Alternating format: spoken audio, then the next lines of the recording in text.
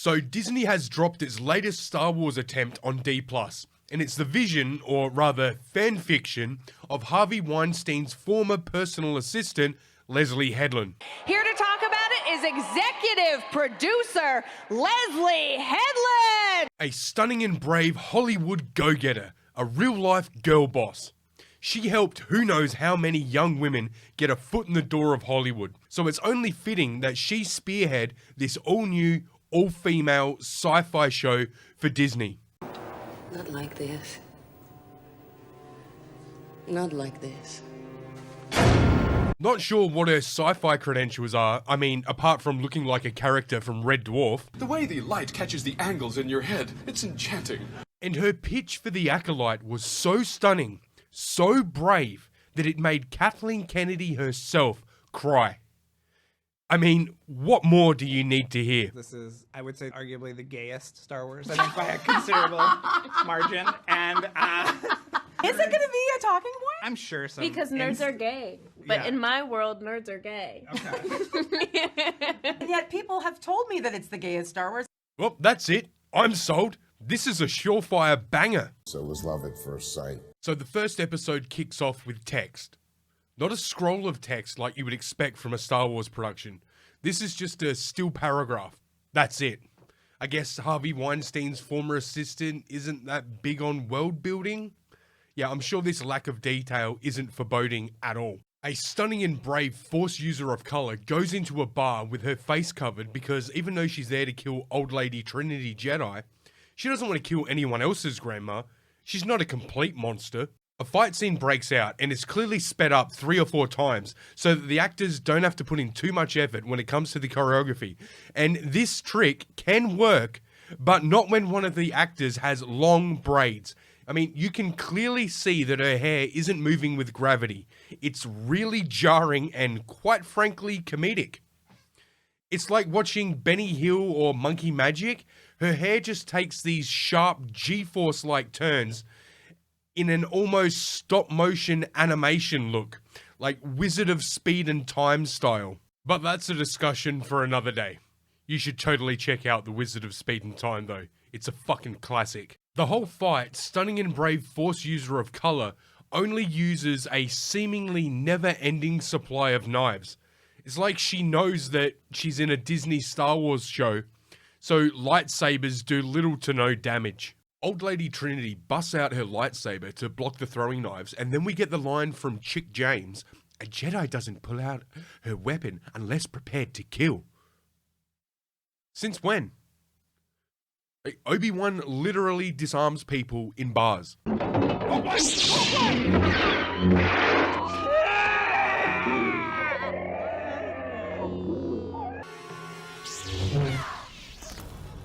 We also get this. You do not want to go down this road. This is a fight that you will not win. Sounds familiar. Please, Neo, you have to trust me. Why? Because you have been down there, Neo. You know that road. You know exactly where it ends. And I know that's not where you want to be. Chick James pulls the old switcheroo and throws a small knife at the bartender, making Trinity have to force stop it so that she can then, on the sly, throw another small knife into her tit, killing her. Apparently this Jedi Master can't react to things that she can't see. I mean, hopefully the Jedi Order work on this fundamental flaw and incorporate some kind of training method in the future. Then stunning and brave Chick James takes back the knife she threw at the bartender and she's about to kill him with it, but then she sees he has a child, so she spares him. This must mean that she lost her parents and has baggage about it. Good writing! Next we get Chick James' twin sister waking up, and we know it's her twin because that was leaked by Disney, but even if we didn't, her hair is clearly shorter, but it's somehow the same hairstyle because reasons. She has her own droid, so that's how you know that she's the good guy in Star Wars. And it's like a cell phone. Oh, that's totes relatable. So what's the sitch? Call me, beat me if you wanna reach me. Then we get what can only be described as what happens when there's no mansplaining at all in the writer's room, a fire in space.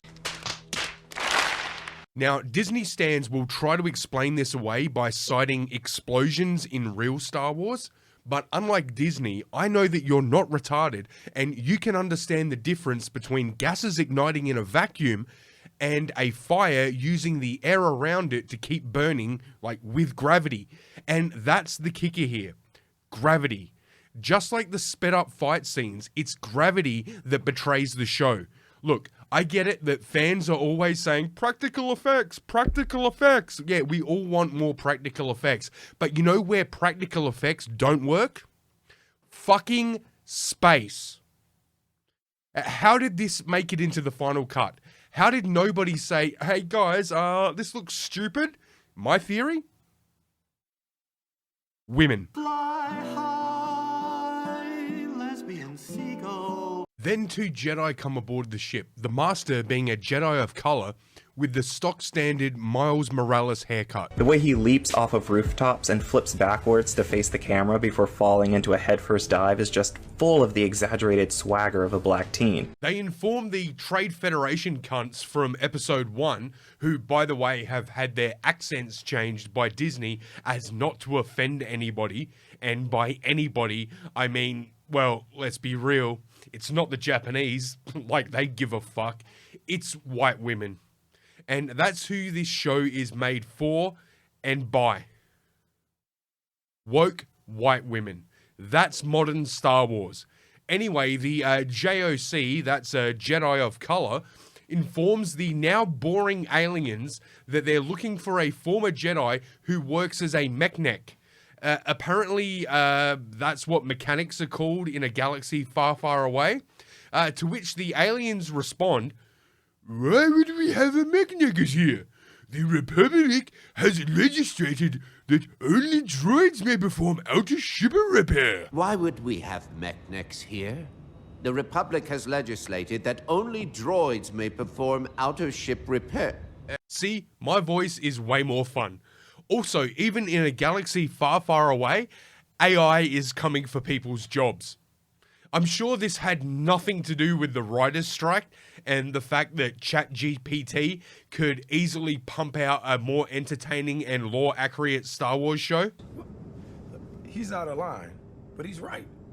Miles Morales and his Padawan interrogate Chick James' sister about Old Lady Trinity's death because she matches the description of the killer. That's racist! That's her! She killed the Jedi and ruined my bar. Super racist. Also, why the fuck would they bring the bartender all the way out to Chick James' sister? Jedi of Color even says that it's as far away as possible. Corpsec is about as far away from Coruscant as you can get. When do police do that? Oh, hey, you witnessed the crimes in Sydney, so hop on this 747 because we think the perp is hiding out in Alaska and we need you to ID him. What was the flight like for the 3 of them? Like hours, if not days, of space travel, the 2 Jedi in the front, the bartender in the back seat. I spy with my little eye something beginning with, S. Is it Star? Yeah. So, no movies? No. Uno cards? Nope.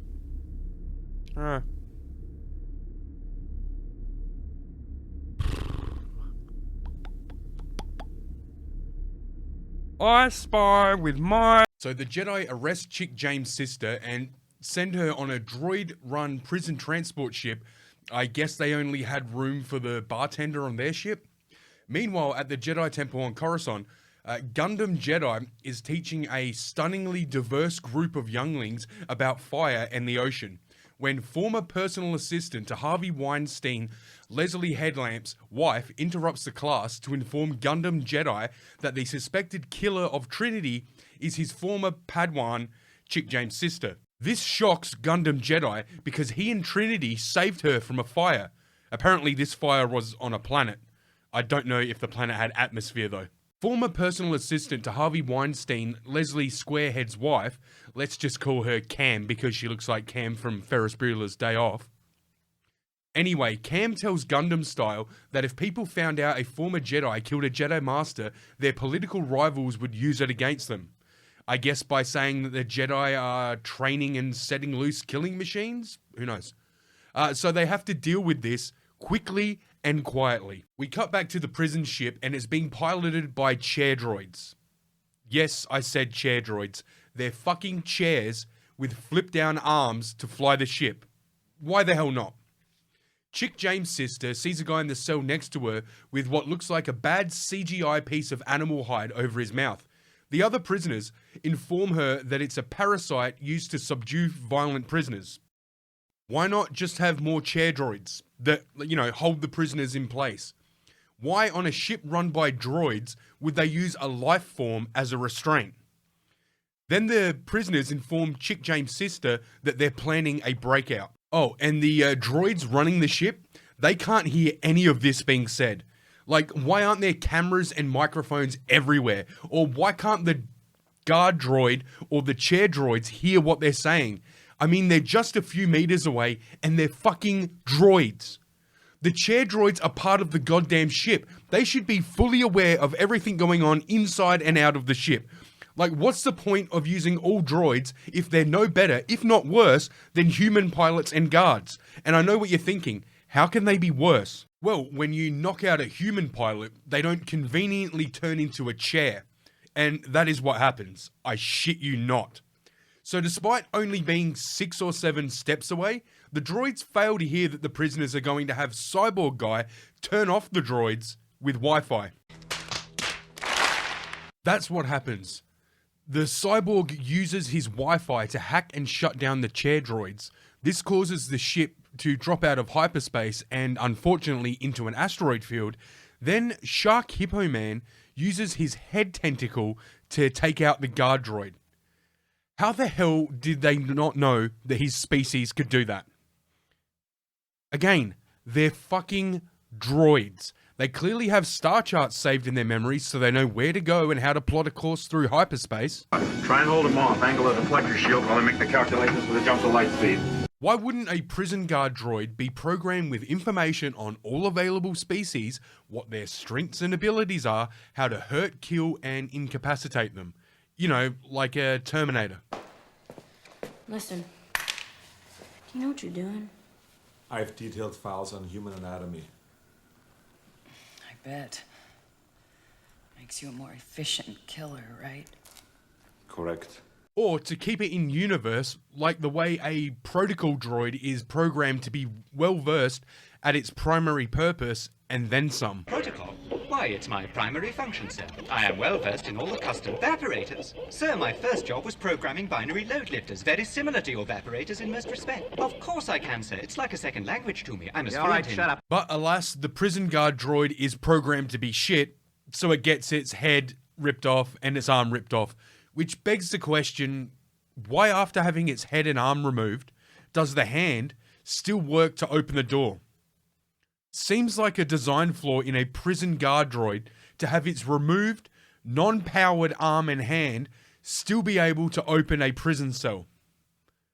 But fuck it, why not? Then one of the prisoners opens up the other cells of his friends with the arm and leaves Chick James' sister locked in her cell. Fucking men. You can bet your ass a bear wouldn't do that. Oh, come here. Oh, how you doing, lovely? Oh, don't mind if I do. How you doing? So with no bears aboard the ship, Chick James' sister is left to die. But luckily the ship hits another asteroid, causing the overhead compartment to burst open, spilling out all the prisoners' possessions, including Chick James' sister's smartphone droid, which she just can't reach. It's just out of reach for her. So she tries to use the Force, but can't. I guess it's like the Obi-Wan show. If you don't use the Force long enough, you forget how. But luckily the ship hits another rock and the smartphone droid slides back to Chick James' sister. Then, out of nowhere, she just goes like full Man of Steel and snaps the droid's neck. I mean, technically she unscrews it, but the way she does it is so fucking sadistic. I mean, just look at that face. She looks like she writes for Kotaku. Psycho.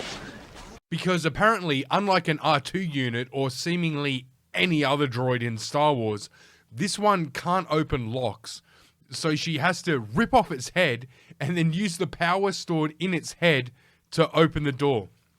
Then she gets out and then she's about to reach the escape pod, but she notices the prisoner who has the parasite on his face, and for whatever reason, the guy with the droid arm who was going around opening the cells opened his cell, despite the fact that he's unconscious, but left hers locked. Fucking men. But Chick James' sister isn't like those men. She runs back to save the parasite prisoner. Unfortunately, unlike those men, she lacks the physical strength to even lift him. So she uses the droid head again to zap the parasite off his face. Then he gets up and runs past her and takes the last escape pod. Fucking men. With her death all but guaranteed, Chick James' sister goes to the cockpit, and rather than get into one of the pilot droids, you know, the droids that are built as part of the ship to be pilots of the ship or turn into seats for a human pilot like they did and are right now. No. Instead, she straps herself to the back of, I don't know what, a bar fridge? Like, what the hell is this thing? It's just there with a strap holding two indiscriminate canisters that can be discarded with no effect. Chick James' sister cares not about them flying around the ship and like smashing into things and her during the crash. So I guess, I know they're made of pillows. Oh wait, I just figured out what the device is. It's a plot device. She straps herself to a plot device over one of the chairs. Chairs. They're fucking chairs. If they aren't meant to seat people for space travel, then why have the fucking chair design? Why not just a computer? Why have controls that need physical manipulation to control the ship? Logic would dictate that they must have seat belts. If not, why then turn into seats?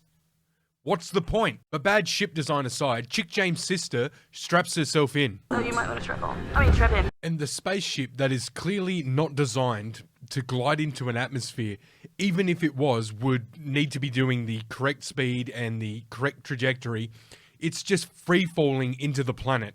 There is absolutely no chance that this ship doesn't burn up in the atmosphere, and even if the cockpit itself doesn't burn up, the impact would kill anybody in the cockpit who happened to still be alive. One of the great challenges in this world is knowing enough about a subject to think you're right, but not enough about the subject to know you're wrong. But physics be damned, the ship makes it. Back on Coruscant, Gundam-style Jedi is looking at a holocron of Chick James' sister from back when she was his child apprentice, when his current child apprentice walks in and tells him that Green Cam needs to see him in the detainment level. Because apparently there's a detainment level in the Jedi Temple. She then questions why he has a holocron of this other child, and he plays it off with this whole well, if we forget the past, we're doomed to repeat it. Okay. Then Gundam Style heads down to the Jedi prison, and all the inmates from the ship are there. So they found the escape pods, but not the ship. Gundam Jedi does a mind trick on the prisoner who looks like Dennis from Always Sunny on crack, and finds out Chick James' sister went down with the ship. She helped me, and I betrayed her and took the last escape pod. Stop, Trula! This game has gone on long enough. Shit. But Green Cam informs Gundam Jedi they haven't searched the crash site yet and are planning to send droids. Yeah, because, you know, droids have worked a treat so far. Gundam Style requests to go himself because he can sense that she's still alive. Yeah, I'm sure she's still alive after crashing into a planet. Hell, I bet she doesn't even have a scratch on her, and the freezing temperature has had no effect. I mean, why the fuck not, Disney? Right, so she's been passed out long enough for the snow to pile up. It must have been blowing in on an angle and hard to pile up like that, because now the snow is just gently falling down and it's at the lowest point. And parts of the ship must have fallen off after the storm because they're on top of the snow. So she's been out for a while and she seems fine. Hey, crashed ship, sub-zero temperature. Barely an inconvenience. Chick James' sister spots a dark figure wearing a skirt at the door and follows after her. Screen wipe. We wipe to Gundam Jedi and his child apprentice, and Gundam Jedi is explaining to the apprentice that this is her first mission and that Yord will be with them. Hello, Austin. I'm Basil Exposition with British Intelligence. Then we get Yord looking like a leather muppet steaming his Jedi robes, and apparently this tells us a lot about his character. This is from Kendall Myers of Collider. Her qualifications are movies/television. Though his lack of shirt seems initially pointless, drawing comparisons to that Kylo Ren Adam Driver scene in Star Wars Episode 9, The Last Jedi, it does serve a purpose. Not in the fact that Yord is shirtless, but what he is doing with his Jedi robes specifically. In the scene, Yord is preparing for his new task by steaming his robes, making him the first Jedi confirmed to do his own laundry. Yet this seemingly ordinary action also reveals Yord's priorities, giving the audience a clear view of the character. The subtext of the scene does not objectify Yord, but shows an aspect of his character. Yord's determination to be prepared shows him as eager to prove himself as much as his words to Sol. He feels the need to personally remove wrinkles from his robe before going out on a dangerous mission to capture a fugitive, which will undoubtedly mess up his work and possibly destroy the robe altogether. Expecting to face a proven Jedi killer, Yord still wants to dress to impress. Yes, Queen. And that fact says a lot about the character and how he presents himself. It's also worth noting that he shows up first, making sure to be early before doing this. This is not only the state of modern journalism, but also the state of modern Star Wars fandom.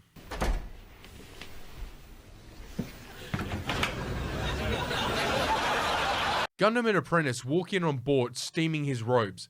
Good thing they weren't earlier and walked in on him steaming his tidy Jedi whiteys in the nut. You know what I get from this?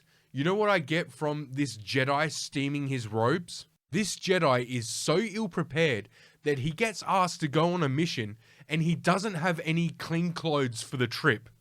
And to the point that the clothes he's been wearing for God knows how long are the cleanest he has. I mean, he didn't bring another set and then clean those. His best chance to have clean clothes was to go on the ship ahead of everyone else, get undressed, then use the ship's steamer to clean his current outfit. This is the behavior of an addict, of someone whose life is in shambles, someone whose life is just falling apart. This is transient, homeless behavior. Like, did he also bathe in the sink? Did he sell his other clothes for spice money? This cunt is cooked. Why can't he get his shit together? He's meant to be a Jedi Knight, someone who can, facilitate trade negotiations. But judging by his actions, he couldn't organize a route in a brothel. What the hell is even that? So he awkwardly apologizes for failing to bring in Chick James' sister. He's so quirky. Yord, put your clothes on. Fun! Then they take off from under the roof. Why under the roof? Why not take off from the roof? What is the advantage of building these, ship elevators? Why bring the ships down to whatever floor the people are on with all these, giant platforms rather than just have an express elevator to the roof? Whoever designed this was just trying to waste money. Or they're retarded.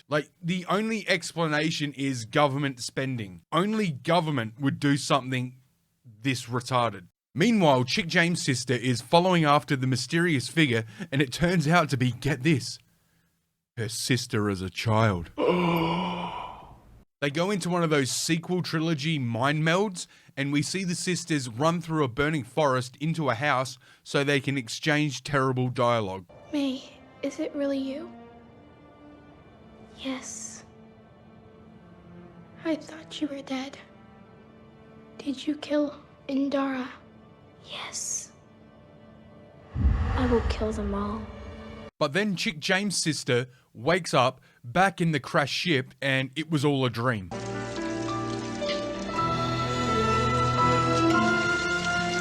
Morning. And I can't tell if she's now shaking because it's cold or she's shaking because of the nightmare.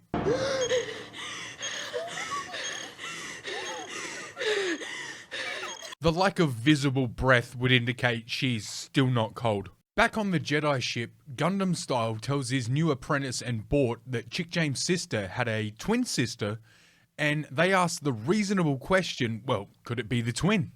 Gundam shuts that down, saying no, he saw her die. But then he gives a look like he either doesn't believe it or he needs to have a poo. The Jedi reach the ice planet and begin their descent to the crash site. And Chick James' sister is gathering supplies when she's alerted to the Jedi landing on her position, meaning she was passed out the entire time in the cold. Like, they found the escape pods, which they would only start looking for after the droid ship failed to arrive. So there's time there. Then after that, they organize a search and then send the Jedi on their way, who are now just arriving. It has to have been days. Days she was passed out in sub-zero temperature. She just laid there for days. And she's fine. There's no way she could have survived this. Yeah, no shit. Clearly someone's been here, Yord. Yeah, it's a prison ship. Several people were there. Why not turn the chair droids back on and find out what happened? But Gundam Style can sense Chick James' sister and leads the other Jedi after her. Chick James' sister is hauling ass through the snow while the Jedi who had to land their ship then go to the crash site, work out that she wasn't there anymore, and follow after her, walking, not running, like Chick James' sister. But then they catch up with her in a cave because I guess it's cheaper to do that than outside in the snow. Oh, and then Bort ignites his saber to provide some light. A Jedi doesn't pull her weapon unless prepared to kill. Hey, don't bring up stuff that happened tens of minutes ago. That's not fair. Bort doesn't take being a Jedi seriously. I mean, he sold his spare robes for spice money. Chick James' sister reaches a dead-end drop-off, and the Jedi catch up with her and tell her to stop. Seems familiar. I don't care! But Chick James' sister doesn't jump with the hope of survival. She doesn't have that kind of conviction. Instead, she slips. But fret not, Gundam Style force catches her, and then he pulls her in. She tells him that Chick James is still alive, and he tells her that he believes her. And that's it. That's the episode. The Jedi wanted to bring in a chick, and they ended up doing it. What a pile of shit that was. Hey, but at least it's over. Oh wait, hang on a minute. The Jedi live in a dream they believe everyone shares. If you attack a Jedi with a weapon, you will fail. Steel or laser are no threat to them. But an Acolyte kills without a weapon. An Acolyte kills the dream. I want to ask you both, because this is, I would say, arguably the gayest Star Wars, I think, by a considerable margin. And are you excited about that? Are you Not bracing the gayest yourself? Star Wars. Not the... It's pretty gay, let's be honest.